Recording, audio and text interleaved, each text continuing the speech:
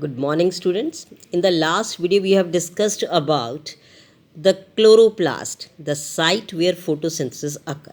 Right? Now, today we'll discuss about the pigments involved in photosynthesis. Clear? Now, you see that the plants are green in color. But if we see that this green color is not only due to one pigment, by chromatographic separation, we find that the leaf pigments shows that there are four pigments.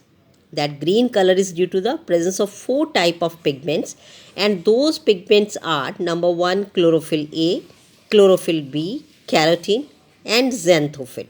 Clear? Again I repeat, the four pigments which provide green color, they are chlorophyll A, chlorophyll B, carotene and xanthophyll. Now, chlorophyll A is the chief main pigment. Clear? If we compare among these four, so out of these four, which is the main one? That is chlorophyll.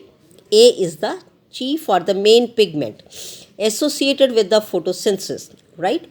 While chlorophyll B and carotene, these two pigments, again I repeat, chlorophyll B and carotenoids, they act as a accessory pigments. Clear? Now, accessory pigments means which they will help, means main work is done by chlorophyll A. The accessory pigments help in two ways, right? Now, how these will help? Now, first thing, these accessory pigments, they will absorb light at different wavelengths, right? They will absorb the light at different wavelengths and pass it on to the reaction center, that is chlorophyll A. Means they will help to absorb light of different wavelengths and then they will pass it to the chlorophyll A, right? And second thing, the accessory pigments too, they also protect the chlorophyll from the photooxidation. To clear these two things, the accessory pigments means chlorophyll B and carotenoids will do it. Now, the absorption spectrum and the action spectrum coincide closely, showing that photosynthesis is maximum at the blue and red regions of the spectrum. Clear? Now I will show you in the graph. Now these are the graphs which is shown. Clear? Now here the different pigments are there. You can find that chlorophyll A, carotenoids and chlorophyll B. Clear? So this graph is showing the absorption spectrum of chlorophyll A, B and the carotenoids. Right? Similarly, you will have the second action spectrum or the absorption spectrum. Okay? This graph is showing the action spectrum and the absorption spectrum of photosynthesis. Clear, beta? Now, so this is how the pigments are involved in the process of photosynthesis. Next is now photosystems.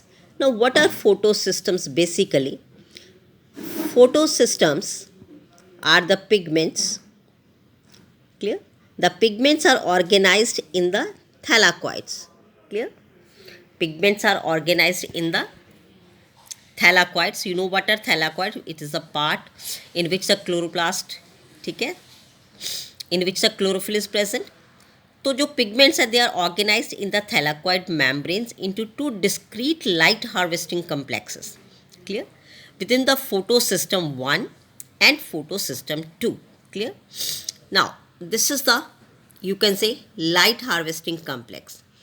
Clear? It is given in the NCERT book also. Now, each photosystem has one specific chlorophyll A. Clear? And many other pigments bound by the protein. The main chlorophyll A is there, plus it has the other which is bound by the proteins. Chlorophyll A forms a reaction center where the actual reaction takes place. Clear? We know that main chlorophyll A is the main pigment. So this is the main center where the actual reaction takes place. While the other pigment molecules form the light harvesting system, right? And we also called it antenna. Clear? Understand, beta? Now, in photosystem 1, the reaction center is P70. Clear? Which is a chlorophyll A molecule that absorbs light at 700 nanometers. So it is according to the light absorption, that P700 system. And photosystem 2, the reaction center is P680, a chlorophyll A molecule that absorbs light at 680 nanometers. So this is about the pigments and the photosystems. Right, beta? Now thanks and have a nice day. And